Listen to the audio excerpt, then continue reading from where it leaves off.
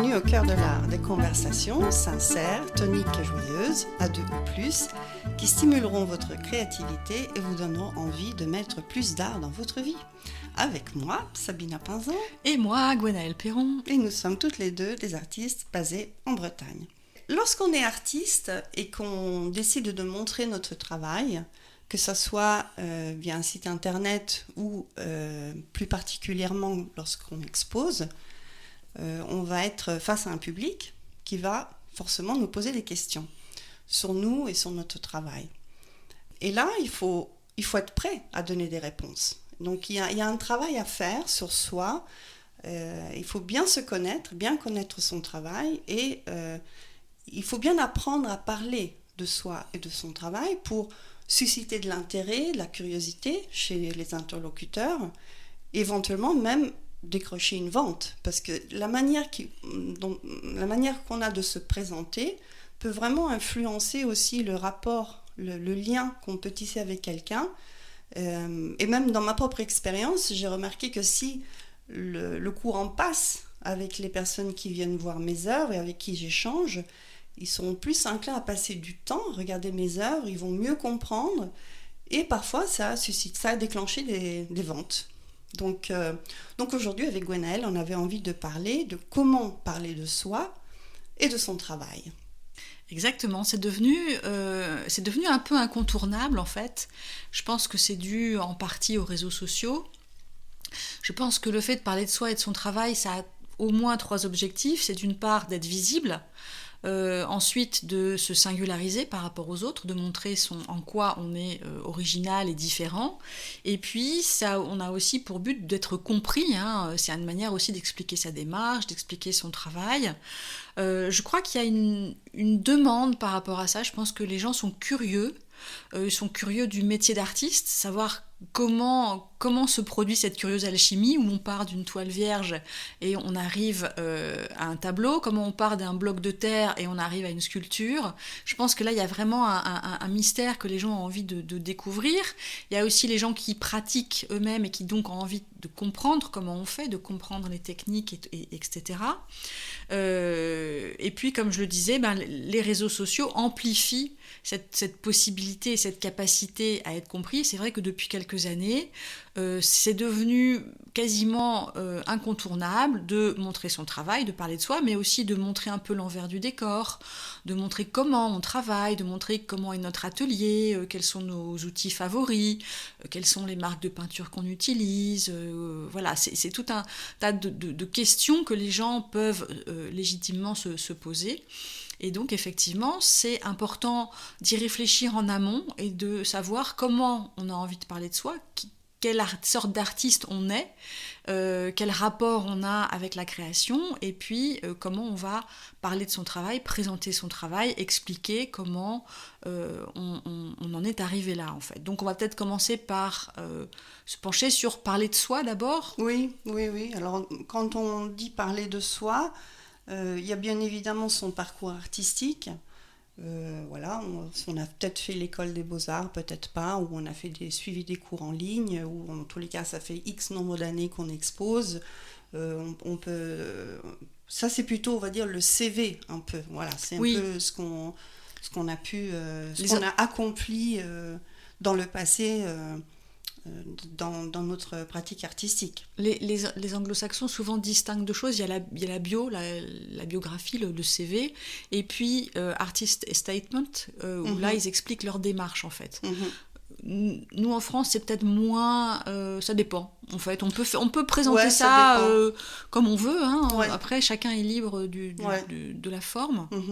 Après le parcours artistique c'est bien sûr ce qu'on a pu faire, donc les expos qu'on a pu faire, les prix qu'on a pu gagner dans des salons par exemple, mais c'est aussi comment notre technique a pu évoluer dans le temps. Par exemple, on a peut-être commencé par l'aquarelle et puis finalement ce qu'on expose aujourd'hui c'est des peintures à l'huile, donc ça fait aussi partie du parcours artistique. Puis après, on ne parle pas de soi de la même façon si on vise des relations avec des galeries, par exemple, si on veut participer à un prix quelconque, ou bien si on discute avec les gens qui viennent voir une expo qu'on fait. Voilà, ça va être des modes d'interaction un petit peu différents et on ne va pas forcément mettre en avant les mêmes choses. Je pense que les gens qui viennent te voir, parce que les expos que tu as fait avant, ça les concerne pas beaucoup, alors que si c'est une galerie qui éventuellement est prête à travailler avec toi, tout ce que tu as pu faire avant, effectivement, c'est important. Oui, je pense que ce qui est important, c'est de se préparer à toutes sortes de questions.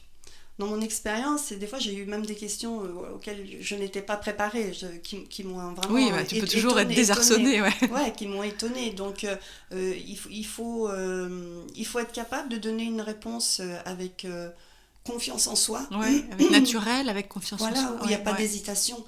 Et je pense que ça rassure les gens aussi. Donc surtout quand on parle de soi, il ne faut pas hésiter, il faut être sûr de ce qu'on dit et il faut savoir se mettre en valeur sans en faire trop non plus, parce que sinon on peut vite passer pour être quelqu'un un peu prétentieux. Donc voilà, il faut bien doser les choses.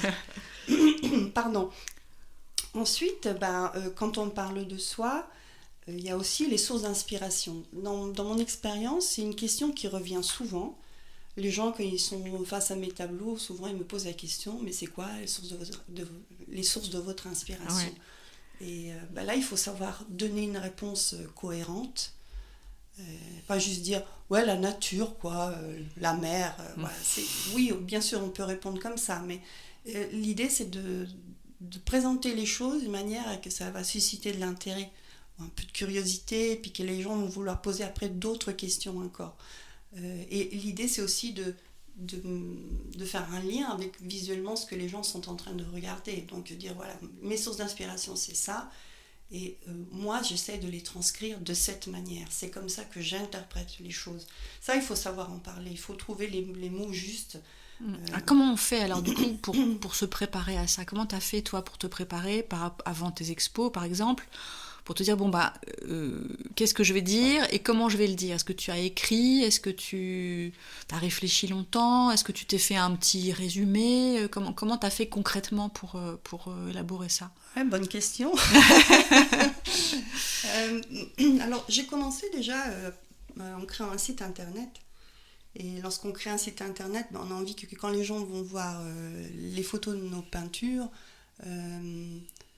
s'ils veulent savoir un peu qui je suis et ce que je fais, on est obligé d'écrire quelque chose. Donc, comme tu disais, le artist statement, comme disaient les Américains. Donc, j'ai commencé par ça. Et j'ai trouvé que c'était un exercice pas si facile que ça, en fait. C'est pas facile de parler de soi sans tomber dans la banalité, mais aussi en donnant des éléments qui vont un peu te faire sortir du lot et qui sont vraiment représentatifs de qui tu es. Et ça m'a pris beaucoup de temps. Donc j'ai commencé comme ça, puis après, ce texte qui est aujourd'hui sur mon site internet, il a évolué dans le temps. Je ne suis pas sûre qu'aujourd'hui il soit encore complètement abouti, parce que je trouve des fois... l'écriture pour moi des fois n'est pas si facile que ça. Mais aussi j'ai dû me présenter lorsque j'ai postulé pour participer à des salons. Oui, là c'est pareil. Et là, tu sais que tu es en concurrence avec d'autres artistes, donc il faut à nouveau que tu sortes du lot. Il faut que ce que tu dises soit en lien avec le visuel que tu vas fournir et que ça attire l'attention. Donc ça, c'était un très bon exercice aussi. Ouais. Et puis après, c'est par l'expérience. En participant à des salons, en faisant des expositions où les visiteurs viennent voir l'expo et tu es en permanence, là, il y a plein de gens qui défilent, toutes sortes d'interlocuteurs, des gens qui connaissent l'art, d'autres qui connaissent absolument rien. Et là, tu comprends qu'en fait, ce qui peut être banal pour toi ne l'est pas du tout pour quelqu'un qui connaît pas bien. Donc tu te rends compte qu'en fait, les réponses, tu dois les adapter en fonction de la personne que tu as en face de toi. Et pour ça, ce que je dis toujours, c'est qu'il faut avoir un échange avec la personne. Bien sûr, ouais. Pour comprendre qui on a en face de soi, on ne peut pas être dans un monologue qui ne s'arrête pas, quoi. On nous pose une question et puis c'est parti, on parle pendant 10 minutes. Non, il faut donner une réponse, mais après aussi poser quelques questions à la personne qui est là pour situer la personne, pour voir où elle est, où peut être son centre d'intérêt, qu'est-ce qui va la toucher, qu'est-ce qu'elle recherche, pourquoi elle est là. Et du coup, là, on va pouvoir donner aussi des réponses plus pertinentes. Voilà. Toi, tu as eu aussi l'occasion, non, Oui, bien sûr, pareil. À partir du moment où tu fais un site, à partir du moment où tu exposes, où tu veux donner des stages, offrir des stages et des cours et des choses comme ça, tu es bien obligé de te présenter, de dire un peu quel a été ton parcours, et puis comment tu vois les choses, quoi. Donc, effectivement, ça t'oblige à réfléchir à ça, à clarifier les choses, à te poser des questions, à te dire qu'est-ce que je propose qui est différent de ce que les autres proposent, par exemple. Quelquefois, tu n'en es pas forcément conscient. Moi, je sais que, par exemple, quand j'ai commencé à faire des stages, beaucoup de gens me disaient « Ah, mais j'aime beaucoup ta bienveillance, j'aime beaucoup le fait que aussi tu nous laisses libres de créer comme on a envie, en fait. » Parce que moi, je ne suis pas dans la recherche de la copie de ce que je fais. Je préfère que les gens s'approprient ce que je fais et l'utilisent à leur manière. Et je me suis rendu compte que ça, c'était quelque chose que les gens appréciaient. Donc maintenant, je l'ai réintégré dans ma manière de me présenter, et c'était pas forcément des choses dont j'étais consciente, mais effectivement ça implique de savoir qui on est, quelle sorte d'artiste on est, ou on a envie d'être en tout cas, et puis aussi quel est notre ancrage dans le milieu où on vit. On vit dans un certain pays, on est issu de certaines cultures, on peut aussi se demander quelle a été la place de la culture dans notre famille, comment on a vécu tout ça, et est-ce qu'on a envie après de propager, de proposer aux autres, qu'est-ce qui est important pour nous. Donc c'est à la fois travailler sur la manière dont on se voit et on se perçoit, sur ses croyances, et aussi sur ses buts. Qu'est-ce qu'on cherche à faire avec toutes ces peintures, avec toute cette expression artistique, quel est notre but? Est-ce qu'on veut sensibiliser les gens à une cause qui nous est chère? Est-ce qu'on veut traduire le paysage dans lequel on vit d'une manière originale? Est-ce qu'on a envie d'explorer l'abstraction parce que ça se rapproche de la forme poétique? Enfin, j'en sais rien, il y a plein de choses comme ça.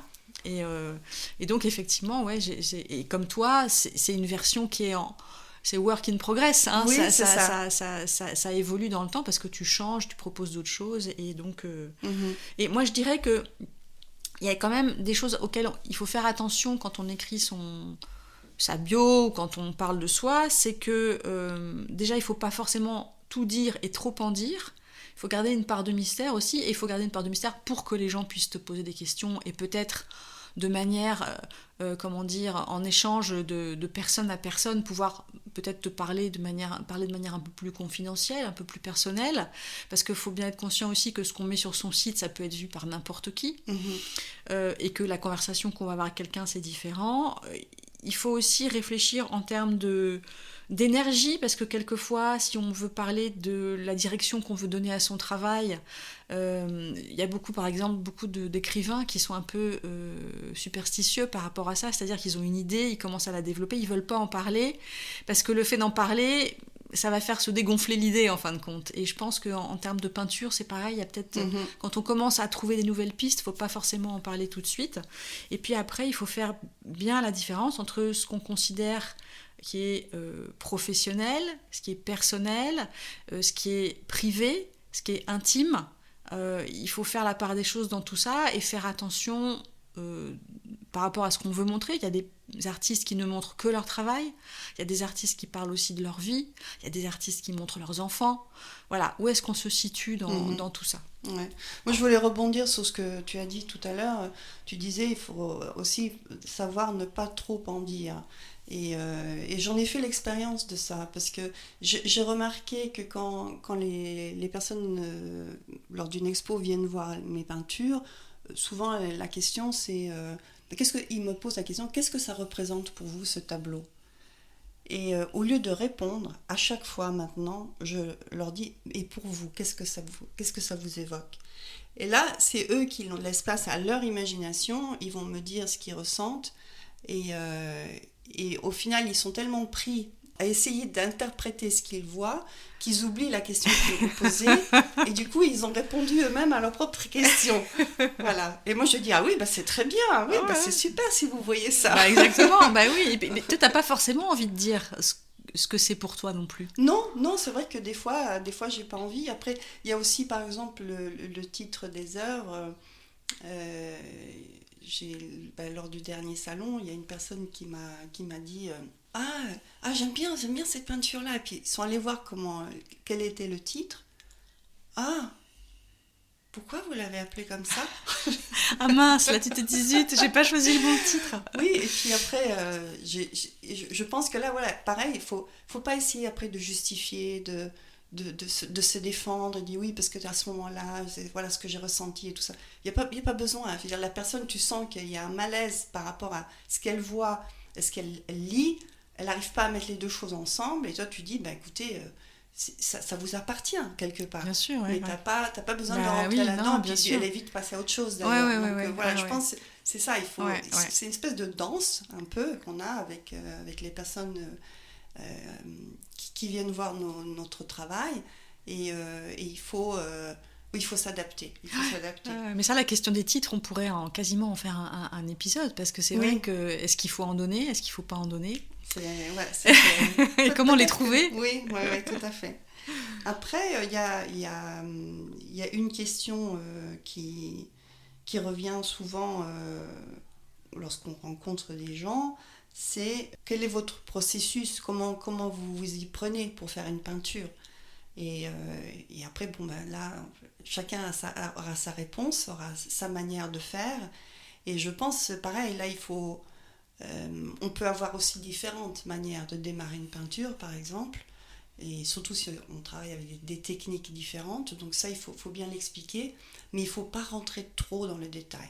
Moi, ce que j'ai remarqué, c'est que si tu commences à donner tu commences à utiliser des termes techniques, ou que tu fais référence à certains outils que tu utilises, si la personne en face de toi ne connaît pas tout ça, elle va vite décrocher. Ouais, c'est ça, elle est larguée, et du coup ça l'intéresse plus, quoi. Voilà, donc oui, elle t'a posé la question, oui, il y a une forme de curiosité, mais il faut à nouveau donner une réponse assez succincte, et puis voir si la personne elle veut aller plus loin dans le dialogue. Et à ce moment-là, on peut très bien rentrer un peu plus dans le détail, mais pas d'emblée dire oui, alors chaque peinture, je fais ceci, puis après je fais cela. On risque de vite saouler les gens. Et donc, il faut, comme tu disais, savoir bien doser à quel moment il faut s'arrêter, quoi. Voilà. Oui, c'est ça, il faut sentir... il faut à la fois être préparé à certaines choses qu'on a envie de dire, mais aussi être dans une certaine souplesse par rapport à ce qui peut se produire. Parce que c'est vrai que tu as des gens qui sont très intéressés par la technique, tu en as d'autres qui sont plus intéressés par l'imaginaire qui est derrière ton travail. Donc tu peux être... voilà. Et donc c'est important, je pense aussi, par rapport à ça, d'avoir quelques mots-clés que tu vas pouvoir ressortir, ou des formules même, des fois, que tu vas pouvoir ressortir. Oui. Moi, je pense par exemple à Michel Onfray. À chaque fois qu'on l'interroge sur son parcours, il commence par dire « Ah ben moi, je voulais être conducteur de train ». Et ça revient tout le temps, tu vois. Donc, voilà, avoir des mots comme ça qui te permettent de te situer, puis que tu vas pouvoir utiliser en plein de configurations, parce que il faut que tu aies une version longue un peu de ce que tu veux expliquer, une version courte, il faut que tu puisses résumer ça en quelques phrases. Enfin, il faut vraiment apprendre à jouer avec tout ça pour en tirer le plus de substance, en fait, en moins de temps possible, pour faire passer le plus de choses, en fait. Ouais. Et puis, il faut si on a l'impression que notre parcours artistique n'a rien d'extraordinaire, on peut le penser, ça, peut-être que ce qu'on a plutôt envie de mettre en avant, c'est notre parcours de vie, lien avec notre art. Donc, il y a plein de manières de parler de soi. C'est pas que uniquement quand on est dans l'atelier, voilà ce qu'on fait. Mais c'est de dire aussi, par exemple, dans mon cas, moi je suis née en Italie, j'ai vécu longtemps aux États-Unis, j'ai vécu en Suisse. Ça intéresse les gens quand je parle de ça, et souvent il arrive que je rencontre des gens qui ont eu un parcours semblable, où ils ont vécu dans différents pays. Et ça, tout de suite, immédiatement, il y a un déclic, il y a quelque chose qui nous unit au niveau de la vie. Et après, on peut enchaîner sur autre chose. Donc, il faut trouver les éléments, en fait, de notre vie artistique et privée, personnelle, qui peuvent résonner chez les autres. Voilà. Et puis, ce que j'ai envie de dire aussi, c'est que on n'a pas à ne pas se sentir légitime parce qu'on n'a que peut-être 1 an ou 2 ans ou 3 ans de peinture derrière soi. Je pense que les personnes qui viennent voir une expo sont curieux, mais d'une façon bienveillante. Donc on peut très bien expliquer, dire je suis au début de mon parcours, et il n'y a pas de honte par rapport à ça, il n'y a pas à se priver non plus d'exposer parce qu'on trouve qu'on n'a pas fait assez de ceci et cela. Si on a une certaine quantité d'œuvres, qu'on se dit j'ai envie de les exposer, pourquoi pas, tu vois, si t'as pas envie, tu le fais pas, mais si t'as envie. Et après, il n'y a pas à justifier quoi que ce soit, et comme tu le dis, quelquefois on n'a pas beaucoup d'expérience artistique, mais on a une expérience de vie préalable qui est telle qu'elle vient nourrir d'une certaine façon cette pratique artistique. Mhm. Donc il n'y a pas de... Moi je sais que je vois quelquefois des gens qui hésitent à se lancer dans une exposition parce qu'ils se sentent pas... ils se disent, je suis pas assez légitime, j'ai pas assez de travail derrière moi, voilà. Donc moi l'idée c'est que si on a envie on le fait, et puis après n'importe quelle situation est justifiable si tu veux, on peut parler de tout, on peut dire j'en suis au début, j'en suis au milieu, j'en suis à la fin. Absolument. Il y a pas une bonne manière de faire. Par contre il faut que ce soit une manière de faire qui nous corresponde et qui soit sincère et qui soit vraie. Ouais. Et en plus de ça, après il y a une autre considération au-delà de l'expérience qu'on peut avoir, c'est aussi notre personnalité. Si on est introverti ou extraverti, ça va être plus ou moins difficile cet exercice de parler de soi surtout, parce que même si on est introverti, parler de son travail, ça va être peut-être un peu plus facile. Mais quand il faut parler de soi, on va se dire mais qu'est-ce que j'ai d'intéressant à dire sur moi-même, et puis d'abord je n'ai pas envie de parler de moi. Mais je pense que c'est vraiment important pour un artiste à partir du moment où il va exposer son travail et il veut avoir cet échange, il faut trouver les mots, il faut réfléchir à même si c'est peu ce qu'on va dire, mais il faut le dire, il faut en être convaincu. Moi, je pense que ce qui peut être très utile, c'est de s'entraîner à le dire à voix haute, c'est-à-dire d'écrire quelque chose, de s'entraîner à le lire d'abord, et ensuite à le dire sans regarder ses notes, éventuellement même à s'enregistrer avec son téléphone, avec n'importe quoi, et vraiment à pratiquer pour que ce soit fluide et que ça sorte tout seul et qu'on n'hésite pas, qu'on trébuche pas, qu'on rougisse pas. Enfin, tu vois. Voilà. On peut essayer avec son entourage. On peut essayer avec son entourage aussi. Et c'est vrai que moi, par exemple, quand je dois faire quelque chose au début, en tout cas, il y a quelques années, quand je devais parler, une fois, je sais que j'ai fait comme ça, je devais raconter un conte à des enfants. Je l'ai lu plusieurs fois, je l'ai retenu et j'allais dans les champs, parce qu'à l'époque j'habitais à la campagne, j'allais dans les champs, je parlais aux vaches et je racontais le conte aux vaches. Elles écoutaient avec beaucoup d'attention d'ailleurs. Et voilà, et de manière à l'avoir en bouche un peu, quoi, tu vois, de manière à être très à l'aise pour le dire et pour le faire. Et je pense que ça, on peut avoir quelques réticences à le faire, mais c'est très utile de s'entraîner oralement à parler de soi et de son travail, et c'est comme ça après ça coule, quoi, ça vient tout seul.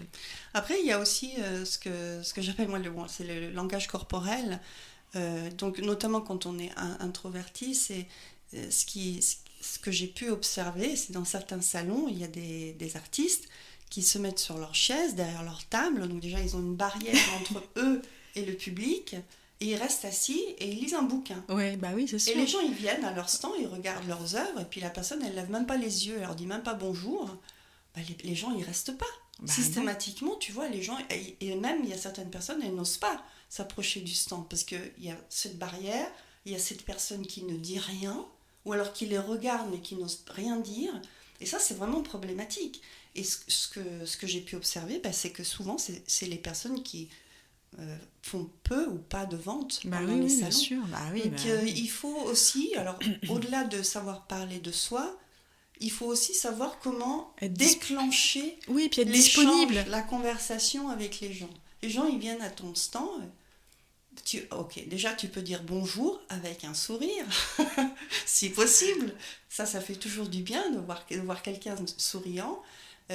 Mais après, tu peux très bien juste ouvrir la porte en disant je vous laisse regarder, si vous avez des questions je suis là, et puis tu peux t'éloigner un peu si tu sens qu'il y a un peu de gêne, voilà, tu laisses les gens regarder, ou sinon tu peux leur dire bienvenue au salon, est-ce que vous avez déjà fait le tour, puis ils vont te dire oui ou non, et puis s'ils te disent oui, tu dis ok, vous avez gardé le meilleur pour la fin, donc tu leur montres tes peintures, et donc voilà, tu peux déclencher la conversation, et ça s'apprend aussi. C'est Ça quelque s'apprend, chose qui et il faut quand même aimer un peu ça. Toi, tu penses que tu es introverti ou extraverti plutôt? Tu dirais que tu es quoi? Ou les deux?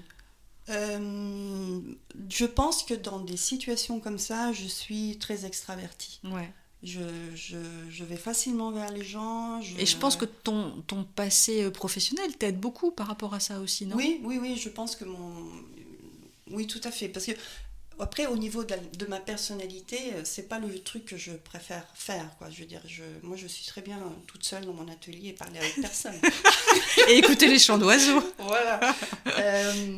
Mais dans des situations comme ça, je trouve que c'est tellement enrichissant. Oui, c'est ça, mais tu aimes parler avec les gens. Moi, c'est pareil, j'aime parler avec les gens aussi. Surtout c'est d'échanger intéressant. sur mon travail, qu'ils nous fassent des éloges ou des critiques, hein, comme on en avait parlé dans notre dernier épisode. C'est toujours intéressant d'avoir un retour des gens. Et moi, ce que j'ai remarqué, c'est que les gens, ils ont vraiment envie de parler. Les personnes qui vont à des salons, par exemple, ou même des expos, ils y vont non pas seulement pour voir des œuvres, mais aussi pour rencontrer des gens et parler. Oui, ils sont pas là par hasard. Là, Ouais. c'est là que tu as vraiment des gens intéressés par ça aussi. Hein. Ouais. Parce que sinon, ils sont pas intéressés, ils viennent pas. Hein. Mm-hmm. Donc c'est vrai que c'est aussi le moment où tu as un peu des gens avec qui tu peux discuter de ton travail, éventuellement faire des ventes et tout, parce que tu sais que à la base déjà ils sont intéressés. Quoi. Ils sont pas en train d'acheter de la viande et des poireaux. Quoi. Ils sont... Non, mais c'est vrai, c'est quand même beaucoup plus facile aussi d'être dans une interaction avec des gens dont tu sais à la base qu'ils sont intéressés, qu'ils sont là pour une bonne raison. Quoi. Voilà, c'est ça. Ouais. Toi, comment tu te situes dans tout ça? Tu abordes les gens facilement? Oui. Ouais. Alors moi, j'ai été timide très longtemps. Mm-hmm. J'ai été très, très, très timide, très mal dans ma peau pendant très, très longtemps. Mais ça m'est passé un jour brutalement. Et non, mais c'est vrai en plus, hein, c'était à l'époque où je militais au planning familial. Je pense que le fait de parler de sujets très orientés vers la sexualité et tout, là il faut être décomplexé, hein, parce que sinon ça va pas. Et ça m'est complètement passé, moi qui étais timide avant, je n'avais plus aucun problème, donc quand il fallait parler devant le public, c'était fini, je sais pas pourquoi, alors peut-être que psychologiquement j'avais résolu des trucs aussi, j'en sais rien, mais oui, non, moi j'aime beaucoup discuter avec les gens, je suis toujours très curieuse, oui, j'ai le goût de ça, j'aime bien quoi, avoir ce genre d'échange, et pas que sur mon travail, sur plein de trucs. Hein. Donc on a parlé de soi. Oui. Il ne faut pas oublier qu'on peut aussi, très bien si on voit que les gens ils ont un réel intérêt dans ce qu'on leur dit, dans ce qu'ils découvrent, il ne faut pas hésiter après à leur dire si vous voulez, vous pouvez vous inscrire à ma newsletter. Est-ce que vous voulez me laisser vos coordonnées? Je vous y tiendrai informé sur mes expos à venir. Il ne faut pas hésiter à parler de nos projets futurs. Dire voilà, les prochaines, je prévois de faire ça. Est-ce que vous voulez que je vous garde au courant de mes projets? Voilà, il faut savoir se vendre un tout petit peu sans en faire trop. Mais voilà, je dirais pour conclure, il y a ça aussi. Il ne faut pas hésiter, quoi. Il faut saisir l'occasion si on voit que la personne en face est réceptive à ça, quoi. Oui.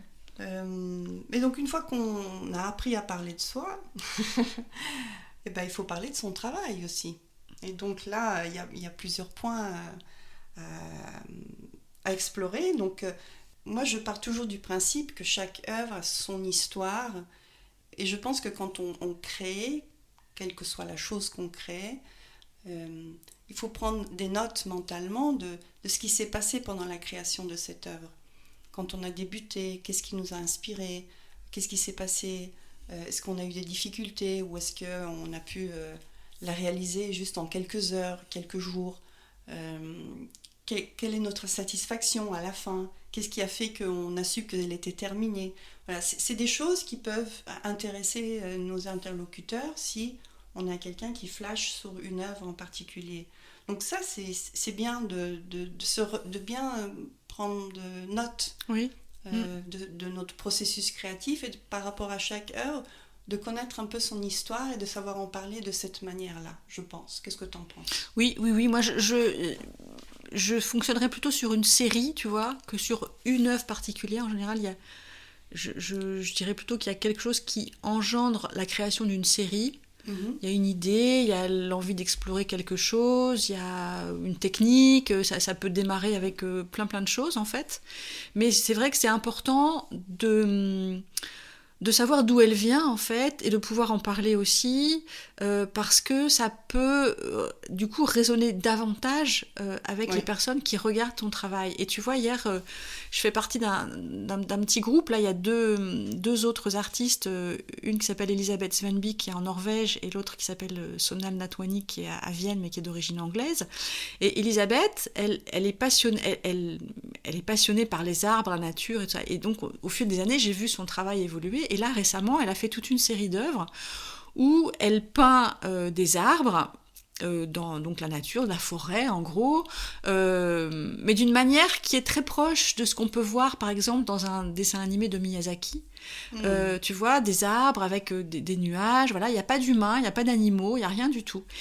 Et c'est esthétiquement très plaisant à l'œil, mais tu sens bien que derrière, il y a quelque chose. Et donc hier, on discutait par écran interposé, et je disais, c'est important que tu puisses dire aux gens ce qu'il y a derrière, justement. Pourquoi ça te passionne autant ? Pourquoi tu as créé cette série ? Parce que sinon, et Sonal était d'accord avec moi, elle disait, ils vont s'arrêter à l'aspect esthétique. Oui, ça me plaît, ça me plaît pas, tu vois, voilà. Et pas chercher à savoir ce qu'elle veut exprimer, en fait, derrière cette apparence qui est quand même très lisse, très colorée, mais on imagine qu'il y a quelque chose derrière, tu vois. Et donc, effectivement, ça peut faire la différence dans la manière dont les échanges vont se passer et les ventes éventuellement que tu vas pouvoir faire.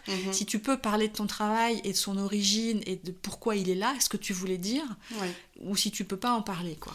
Oui, moi je l'ai remarqué pendant les salons notamment, parce qu'il y a des moments creux pendant les salons, et à ce moment-là, c'est l'occasion pour les artistes d'aller se rencontrer les uns les autres, de voir le travail de l'un l'autre. Et moi, ce que j'ai remarqué, c'est que des fois, il y a des artistes qui proposent des choses qui, à première vue, ne m'intéressent pas plus que ça. Ouais, c'est pas mon style, c'est pas quelque chose qui va m'attirer. Mais je prends toujours le temps d'aller discuter, même avec ces artistes-là, parce que, justement, ils vont me parler de leur démarche, ils vont me dire, ben moi, je fais ça parce que, et je le fais de cette manière, pour cette raison. Et du coup, tu commences à vous regarder les œuvres d'une autre manière. Exactement, oui. Et du coup, tu commences à trouver du beau dans quelque chose qui te laissait indifférent avant. D'un coup, tu découvres que, bah non, tout compte fait, ça me plaît pas mal, en fait, maintenant que je comprends le contexte. Donc, si ça peut m'arriver à moi, ça peut arriver à n'importe qui, même à quelqu'un qui n'est pas artiste, justement, qui vient voir ton travail. Tu peux susciter l'intérêt comme ça, déclencher même l'intérêt, si tu as le récit qui va avec. C'est vraiment essentiel. Je pense que c'est important de comprendre la démarche, parce que bon, il y a l'aspect immédiatement visuel, esthétique d'une œuvre, mais il y a aussi toute la vie qui est derrière, en fait. Et ça, c'est quand même hyper important. Et ça peut effectivement résonner en toi presque plus au bout d'un moment que l'aspect esthétique, quoi. Donc c'est vrai que c'est très important de pouvoir expliquer ça. Et comme tu le disais, il y a des artistes qui soit n'ont pas envie, soit n'y arrivent pas. Enfin, je pense que dans ce salon, tu as dû rencontrer des gens qui étaient peut-être mal à l'aise pour parler de leur travail, ou qui n'en avaient pas envie, j'en sais rien. Oui, bah, comme je disais, hein, il y avait quelques artistes qui étaient là et qui ont lu un bouquin pendant tout le salon, quoi. Et tu voyais qu'ils ont eu pas beaucoup d'interactions avec les gens. Ils ont eu des interactions lorsque les visiteurs, eux, insistaient pour avoir... c'est ça. Mais je pense qu'ils sont passés à côté d'autres échanges qu'ils auraient pu avoir avec des gens qui étaient peut-être plus hésitants à s'approcher. Ils auraient pu tendre la main et puis parler un peu plus de leurs œuvres. Voilà, après, il y a aussi... ce que j'ai vu, c'est aussi l'opposé. C'est-à-dire que tu as des gens qui viennent, ils vont te poser une question sur une œuvre, et j'ai vu des artistes me passer 10 minutes à parler de l'œuvre. Oui, alors, c'est ça qui m'a inspiré, et puis vous savez, à ce jour-là, Et ils racontent leur vie. Et le récit, il dure. Et tu commences à voir les gens, ils commencent à piétiner sur place. Tu sens qu'il y a un malaise et qu'ils ont juste envie de se barrer. là aussi, hein, tout comme pour soi, quand on parle de soi, il ne faut pas en dire trop, mais sur les œuvres aussi. Voilà, on peut se lancer dans un long récit si on sent que la personne en face a envie de l'entendre. Mais il faut savoir adapter Ben oui. ce qu'on dit. Il faut regarder un peu la réaction de nos interlocuteurs. Donc voilà, on en voit de toutes les couleurs. C'est le cas de le dire, hein, dans un salon d'art. Mais oui, donc c'est important quand on parle d'une série ou d'une œuvre, peut-être de parler effectivement du contexte dans lequel elle a germé, l'idée qui est derrière ou le thème qu'on a voulu explorer. C'est important de parler des techniques qu'on a pu utiliser aussi, du processus dans lequel on était engagé. Oui, les outils, le matériau, les supports, nos supports de prédilection. Hein. C'est vrai que moi, je peins principalement sur bois. Et puis, maintenant, j'ai cette nouvelle technique de peinture à l'huile, à la cire froide. Je voyais toutes les personnes à qui je disais ça me disaient mais c'est quoi c'est ça. Et en fait il n'y avait aucun autre artiste dans le salon qui proposait cette technique, donc il y a eu beaucoup de curiosité et là c'est vrai que je m'étais préparée un peu à l'avance pour donner une explication simple, accessible à tout le monde, pour expliquer comment ça fonctionne. Oui. Mais voilà, ça c'est super important de savoir expliquer ça, parce qu'après des fois quand on travaille avec l'acrylique ou les mix média, on peut employer différentes choses et il ne faut pas donner la liste de tout ce qu'on utilise, il faut donner une idée mais bien sûr, de comment on travaille. Sûr. Donc voilà, ça c'est aussi très important et ça peut vraiment déclencher des échanges très, très riches. Ouais, ce que je remarque aussi, c'est que souvent les personnes qui vont poser des questions sur la technique ou sur le support, type de pinceau qu'on a utilisé, parce que c'est des questions qui peuvent arriver. Souvent, c'est des personnes qui sont artistes eux-mêmes, ou en tous les cas, qui ont une pratique artistique, que ce soit un hobby ou autre chose. Et ce que j'ai trouvé vraiment mignon à chaque fois que j'ai fait les salons, c'est que les gens, au bout d'un moment, ils sortent leur téléphone et ils me montrent les photos de leurs petits dessins, de leurs petites peintures, et ils sont tout fiers, et ils m'expliquent, eux, qu'est-ce qu'ils utilisent. Et des fois, je ne vais pas forcément vendre une œuvre suite à cet échange, mais je trouve ça touchant du coup ils trouvent le courage de me montrer ce qu'ils font et puis ils disent oui, vous savez, moi ça fait pas longtemps que je peins, mais quand même c'est pas trop mal, non? Donc voilà, moi je trouve que ça aussi c'est une bonne raison d'échanger, de savoir en parler et de poser les questions. Donc tout en parlant de technique, je pense que si quelqu'un te parle de technique, systématiquement, ça doit quand même être quelqu'un qui s'y connaît un peu ou qui pratique elle-même. Donc, ça vaut la peine de creuser un peu plus loin. Oui, de toute façon, on est des animaux sociaux. On a besoin de connexion, on a besoin de se relier aux autres. Et puis, si aujourd'hui on parle tellement du storytelling, c'est qu'on aime bien aussi qu'on nous raconte des histoires. Et tout ce qu'on dit là par rapport à soi-même, son travail, ses œuvres et tout ça, voilà, les gens ont envie d'entendre l'histoire qui est derrière notre parcours, derrière le travail qu'on présente. Et donc, il faut réussir à concocter une histoire qui va les intéresser, qui va les accrocher et qui va leur permettre aussi de se souvenir de nous éventuellement dans le futur, ou d'aller plus loin et de se dire en rentrant chez eux, tiens, je vais aller voir son site, tiens, je vais aller voir ce qu'elle propose, je vais essayer de rester en contact. Voilà, je pense qu'il faut voir les choses comme ça, il faut voir les choses comme, voilà, on leur raconte notre histoire en fait, et il faut qu'elle soit ni trop longue ni trop courte, hein, c'est comme dans Les Trois Ours, Boucle d'or et Les Trois Ours, mais voilà, et je pense que si on devait conseiller quelque chose, ce serait de viser la simplicité, comme tu disais, ni trop ni trop peu, la qualité, notamment sur un site aussi, qualité des photos, qualité tu vois, quand tu fais un salon, je pense que tu mets tes cartes, tu mets tes petites tes prix et tout, tu fais des choses propres, et puis l'authenticité, être vrai, être sincère, ne pas raconter, ne pas essayer de se hausser du col ou de dire des choses qui sont fausses, quoi, en fin de compte. Ouais, exactement. Après, il y a un dernier élément, on n'en a pas parlé, mais je pense que quand on parle de son travail, puis que voilà, on sent qu'il y a quand même un intérêt pour une œuvre, à un moment donné, il y a la discussion du prix et les modalités de paiement. Là aussi, il faut être prêt à donner les réponses de manière calme et précise et avec confiance.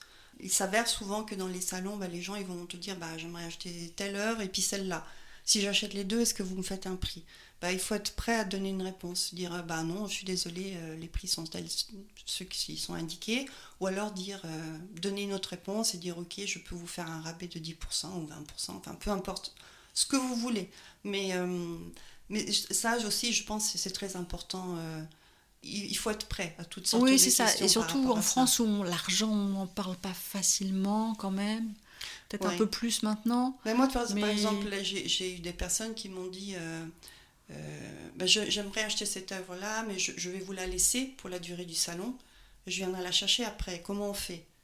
Et dans le passé, moi, j'aurais dit ne vous inquiétez pas, vous revenez à la fin du salon et puis vous me payerez à ce moment-là, quand je vous donne l'œuvre, tu vois. Et c'est bête, c'est complètement bête de faire ça. Non, ils te demandent de réserver une œuvre, donc tu vas mettre ta petite pastille rouge dessus, mais tu demandes un acompte dans ce cas-là. Donc aujourd'hui, moi, j'ai plus d'état d'âme par rapport à ça, et je dis simplement, écoutez, vous me laissez un acompte de 30%, et puis vous me réglerez le reste à la fin quand vous venez chercher la peinture.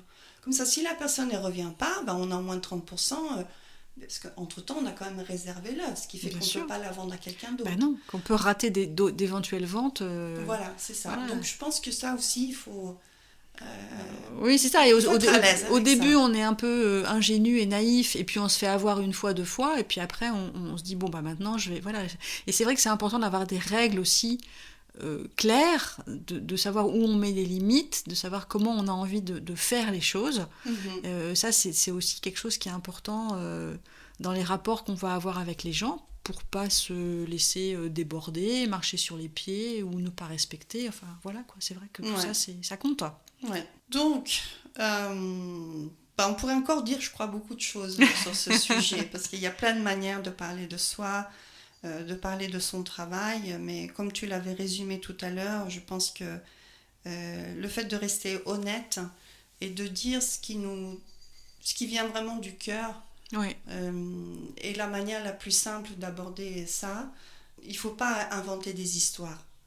Parce qu'on invente une histoire une fois, on ne sait pas comment elle va rebondir, cette histoire. Donc, il faut, si on n'a pas grand-chose à dire, on dit peu, mais on le dit de manière très sincère. Voilà, je pense que c'est une ligne de conduite que tout le monde peut suivre, et qui est plus facile aussi, plus facile.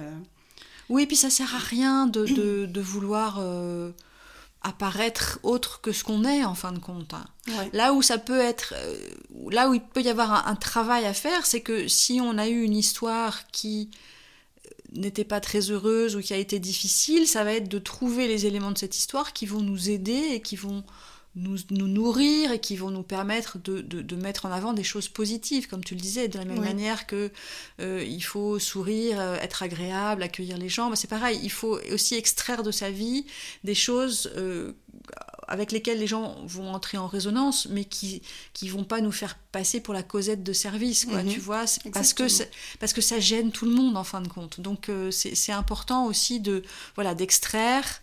On n'est pas obligé de tout dire, on n'est pas obligé, on n'a pas à être dans la transparence, on n'a pas à se dévoiler complètement. On choisit ce qu'on a envie de dire et comment on a envie de le dire. Et puis après, puis après on adapte au fur et à mesure, avec l'expérience qu'on acquiert, avec l'évolution de son travail, avec tout ça. Après, il y a juste un autre cas de figure dont on n'a pas parlé, c'est lorsqu'on va se présenter à une galerie, par exemple, qui va nous représenter et représenter notre travail.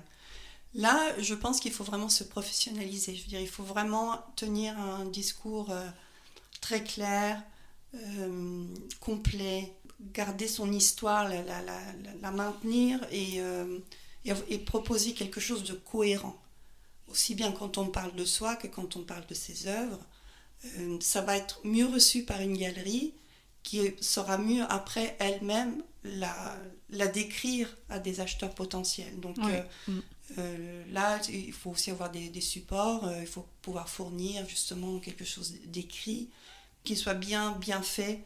Et là, je pense qu'on ne peut pas trop improviser. Je pense qu'il faut être clair sur ce qu'on veut, quelle image aussi on veut donner de soi. Ouais. Et puis après, lorsqu'il y a des vernissages, si une galerie nous représente lors d'un vernissage, je pense qu'ils auront peut-être parlé de nous à d'autres personnes. Donc il faut aligner ce qu'ils ont compris avec ce qu'on leur a dit et puis ce qui sera attendu par les interlocuteurs. Donc voilà, là il faudra peut-être être un peu plus vigilant et un peu plus pointilleux sur ce qu'on dit. Oui, ouais. Je pense que... Mais bon, là c'est une autre étape et on aura peut-être l'occasion d'en discuter avec... Peut-être. Voilà, bon, ben on va en rester là pour le sujet pour aujourd'hui. T'es d'accord? Mais oui, tout à fait. Je pense qu'on a un petit peu fait le tour. Bon, il y a plein de on pourrait dire plein de choses encore, hein, mais l'essentiel, je pense, on l'a passé en revue. Alors Sabina, comment s'est passé le dernier salon auquel tu as participé? Tu en as parlé un tout petit peu juste avant, mais est-ce que tu veux faire un petit compte-rendu un peu plus global? Comment ça a bien marché pour toi? Oui, je voulais donner un compte-rendu parce qu'en fait, je suis sortie de cette expérience alors très fatiguée, pour tout dire, mais en même temps vraiment enthousiaste. C'était une très belle expérience, encore plus positive que l'année dernière. Je pense que le choix des artistes cette année, on était un groupe, on était 35 quand même. Il y a une très très bonne entente entre tous les artistes, et de l'entraide et du support. Et moi j'ai trouvé ça génial. Dès que quelqu'un faisait une vente, voilà, les artistes à côté ils disaient ouais bravo, super. Voilà.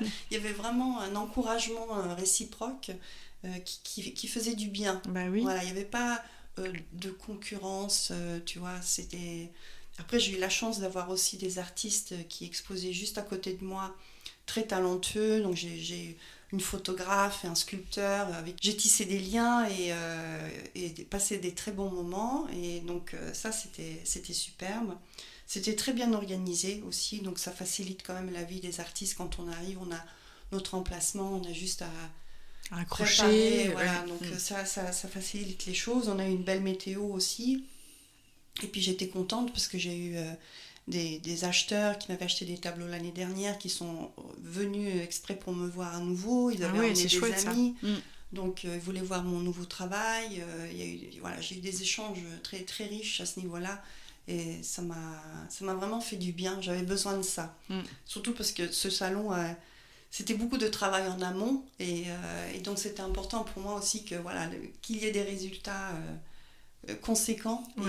Au-delà des ventes que j'ai faites, dont je suis très satisfaite, c'est aussi au niveau des rencontres avec le public et avec les artistes qui m'ont vraiment nourrie pendant les 15 jours. Ça dynamise de faire ça. Et c'est vrai que c'est un moment important dans la vie de l'artiste aussi, hein, qui compense la solitude de l'atelier, d'avoir des moments d'échange et de relations comme ça, c'est hyper important. Ouais.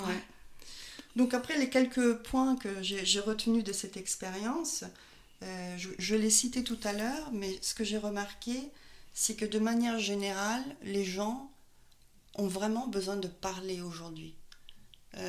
J'ai eu beaucoup de gens qui sont venus à mon stand. Alors, mes œuvres étaient presque un prétexte pour eux pour démarrer une conversation, mais en fait, ils avaient envie de me parler d'eux. Oui, je sais. Alors, au départ, ma réaction était, mais c'est vraiment mal placé, quoi. Je veux dire, on est dans un salon. L'idée, c'est d'aller voir des œuvres et d'échanger avec les artistes sur leur travail. Toi, je me suis dit, pourquoi tu viens me parler de ta vie, quoi? T'es dur. Mais oui, mais après, je me suis dit, mais en fait, c'est triste, quoi. Je veux dire, c'est triste. Et donc, je me suis dit, non, je vais rester bienveillante. Et puis, oui, je vais écouter leurs histoires. Oui, je vais regarder les photos qu'ils ont prises du coucher de soleil de hier soir. Ou les petits-enfants. Ok, j'y vais, quoi. Mais en même temps, voilà, je me suis dit, c'est la triste réalité aujourd'hui. Je le remarque de plus en plus, que les gens ont vraiment besoin de parler. Je pense qu'on passe beaucoup de temps sur les réseaux sociaux. Et puis de pouvoir les gens surcompliquer, il faut prendre rendez-vous, ça casse jamais. Les gens, ils ont des agendas, du planning. Donc voilà, les salons, c'est l'opportunité de rencontrer, de parler, pas que d'art, mais de plein d'autres choses. Quelquefois, c'est des gens un petit peu âgés aussi, qui sont tout seuls, qui sont loin de leur famille, et c'est vrai qu'ils ont ce besoin de se connecter à quelqu'un, et l'art... Moi, ça m'est arrivé plusieurs fois d'avoir des gens qui même viennent te raconter des choses assez intimes, des problèmes. Moi, j'ai même une dame, une fois, elle m'avait vraiment raconté des choses sur les relations qu'elle avait avec sa fille et tout. Et puis, elle était revenue quelques jours après en me disant « Je suis désolée, voilà, je vous ai saoulé avec ça. Et j'avais dit, mais non, c'est pas, voilà, c'est pas grave. J'avais le temps, j'étais disponible et tout. Mais c'est vrai que ça engendre ça aussi. Ouais. Et je pense, voilà, ce que j'ai envie de dire, c'est que voilà, si vous sentez que les gens ont besoin de parler, je pense qu'il faut les écouter, quoi. Moi, je sais que personnellement, si j'ai besoin de parler, si je trouve quelqu'un qui est prêt à m'écouter, ça me fait du bien. Donc, oui, dans la mesure où, quand tu es dans un salon, s'il y a d'autres personnes qui arrivent et qu'il y a quelqu'un qui te tient la jambe pendant une demi-heure pour te raconter... Oui, on est d'accord. Voilà, il faut savoir aussi mettre fin en disant, écoutez, il y a des gens qui arrivent, je vais aller m'occuper un peu d'eux, voilà, gentiment. Ça dépend de ta disponibilité aussi, quoi. Donc voilà, ça c'est un constat. Après, ce que j'ai remarqué aussi, c'est que les artistes les plus jeunes sont pas ceux qui s'intéressent le plus aux autres.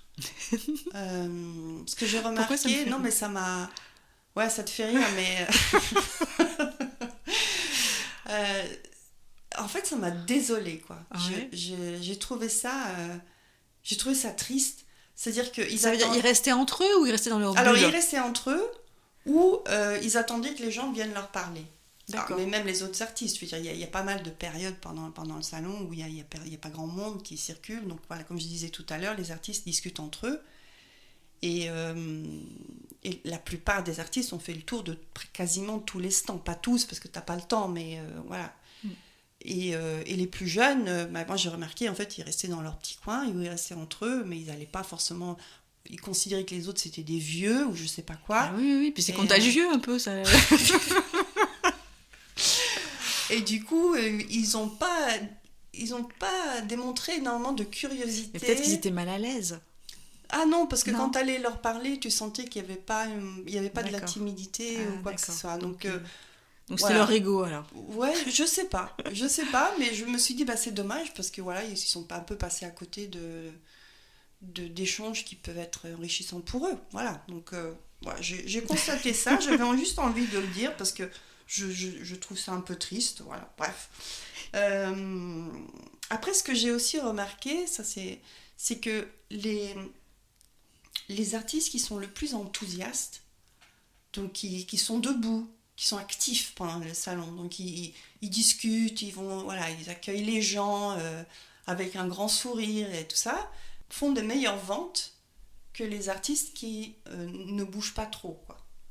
Donc c'est vraiment important, le langage corporel, le contact, contact et le sourire, ça va vraiment faciliter l'accès aux visiteurs. Oui, parce que même si les gens viennent et que c'est un salon d'art et tout, il y a toujours une petite barrière quand même. On se dit, c'est des artistes, ils sont pas tout à fait comme nous, donc les gens sont curieux, mais ils ont envie d'y aller, mais en même temps ils osent pas. Enfin, si, mais c'est vrai, il y a toujours une petite forme de barrière en fait. Voilà, de se dire, est-ce que je suis légitime, est-ce que je vais poser des questions idiotes, est-ce que je vais avoir l'air d'un imbécile, enfin tu vois, c'est comme si nous on était super calés dans tout ce qui concerne l'art et puis eux étaient des petites larves qui ne connaissent rien en fait.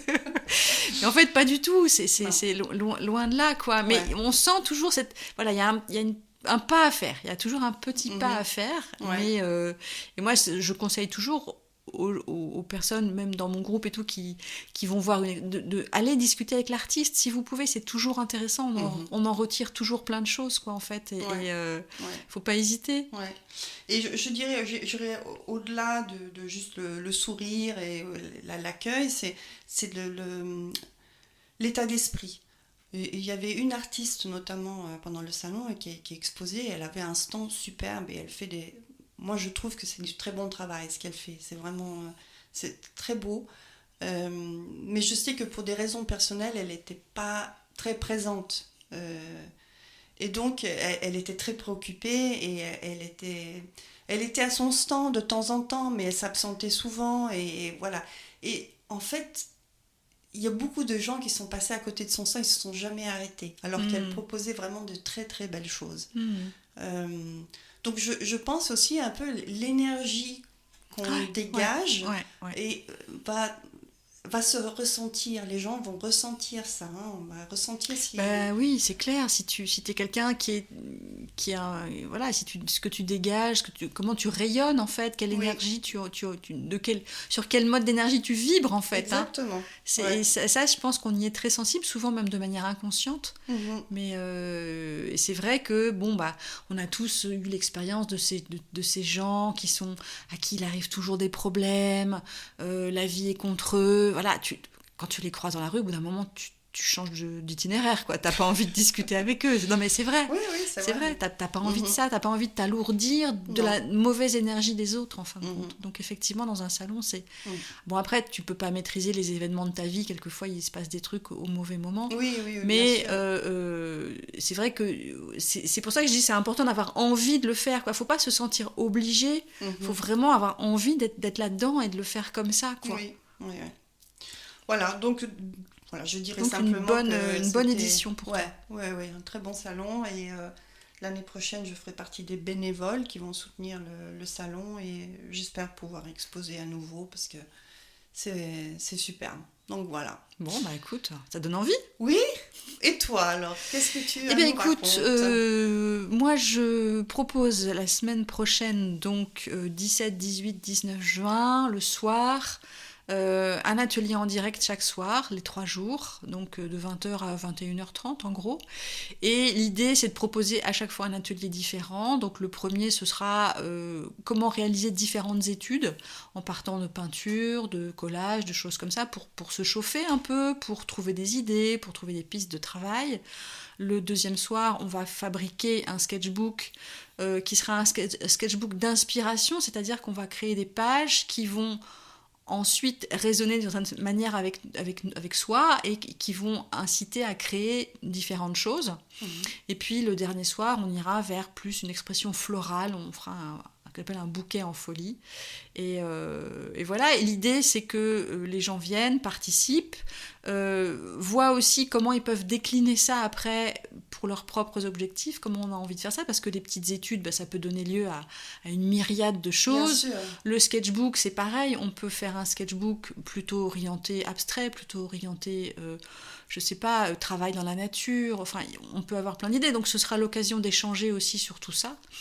Voilà, et puis donc à la base c'était fait pour lancer un cours que pour finir j'ai décidé de ne pas faire parce que j'ai pas l'énergie pour le faire en ce moment. Mais donc j'ai gardé les ateliers, je trouve ça sympa, j'aime bien ces interactions en direct là avec les gens, le fait de pouvoir toucher aussi pas mal de personnes, et puis voilà, de voir comment ça circule, de voir comment si ça les intéresse ou pas, comment elles vont s'approprier les choses. Et puis après cet atelier là ce sera quelques semaines de vacances. Ok. Parce que ça a été quand même bien rempli, hein. Je dirais que depuis le mois de novembre, c'est un peu à fond tout le temps. Donc là, j'ai vraiment besoin de lever le pied. D'ailleurs, on va mettre aussi le podcast en pause. Ouais. Mes vidéos seront en pause aussi au mois de juillet sur ma chaîne YouTube. Il n'y aura pas de stage, il n'y aura pas de trucs comme ça. Il y a juste le groupe Facebook qui va continuer à tourner. Et puis j'aurai une réunion à la fin du mois de juillet. Mais voilà, et puis je prépare. Je commence déjà à m'y mettre sérieusement, les âmes créatives, donc le club d'artistes que je vais lancer au début du mois de septembre. Super. Donc là, il y a quand même aussi beaucoup de travail, à la fois pour créer la structure qui va contenir tout ça, commencer à créer du contenu, faire aussi des vidéos pour expliquer comment ça va marcher. Bon, tout ça, c'est beaucoup de boulot. C'est beaucoup de boulot. Ouais, c'est beaucoup de boulot. Donc là, j'ai presque une 60aine de personnes sur ma liste d'attente. Ah ouais. Donc qui sont potentiellement intéressées. Je pense pas qu'elles vont toutes s'inscrire, mais voilà. Donc s'il y a des gens qui ont pas entendu parler de ça et qui ont envie d'aller voir, je mettrai les liens dans la description du podcast, ils pourront aller voir. Et pour les ateliers aussi, je mettrai le lien aussi, s'il y en a qui veulent participer. C'est 25 € pour 3 ateliers. Je veux pas dire que c'est donné, parce que c'est pas donné, mais franchement, d'habitude, très intéressant. Ouais, c'est le prix d'un atelier. Là, il y a 3 ateliers, je pense que c'est vraiment intéressant, sachant que après, tout ce que je vais montrer, ça va être déclinable de plein de façons, donc on va pouvoir multiplier les choses, et je pense que c'est vraiment intéressant. Voilà. Bon, après, je force personne, évidemment, mais c'est vrai que, très franchement, très honnêtement, sans vouloir faire de la retape, je pense que pour ce prix-là, il n'y a pas à hésiter. Quoi, c'est imbattable. Et il reste encore quelques places. Il reste quelques places. Okay. Ouais, bon, voilà. alors il faut vite aller s'inscrire. Bon, on arrive au terme de cet épisode qui va être le numéro 27, je crois. Oui, 27. 27e voilà. épisode. Donc, on se félicite d'avoir tenu jusque-là quand même. Oui, ça fait plus d'1 an maintenant. Ça fait plus d'1 an et on a été assez régulière quand même. Bon, il y a eu des petites interruptions pour cause de boulot et tout ça. Mais on a quand même... Et puis, on a quand même de plus en plus d'écoute et de retours aussi, de bons retours de gens qui apprécient les sujets qu'on aborde, notre humour, voilà, nos échanges, la bonne humeur qui est dans nos échanges en général. Enfin, on essaye en tout cas. Et puis nous, on est assez contente aussi de tout ça. C'est une bonne expérience et c'est sympa de se voir régulièrement et d'échanger sur plein de sujets. Oui, c'est vrai. Donc voilà, on fait une pause jusqu'à la rentrée, je pense. Jusqu'à la rentrée, on sait pas encore, on n'a pas encore fixé de date. Non, pas encore. Mais en tous les cas, voilà, pour le juillet-août, ça sera repos. Ça sera silence radio. Oui, ça sera silence radio, exactement. C'est tout à fait la formule qu'il fallait. Mais en tout cas, merci à ceux et celles qui nous écoutent et qui nous encouragent et qui nous soutiennent. Oui. Et puis merci à toi, Sabina. Merci à toi, Gwenaëlle. Et puis bonnes vacances. À toi aussi, bonnes vacances. Bon repos. Ouais, merci. Toi pareil. Merci. Et puis à la prochaine. À bientôt. À bientôt. Au revoir.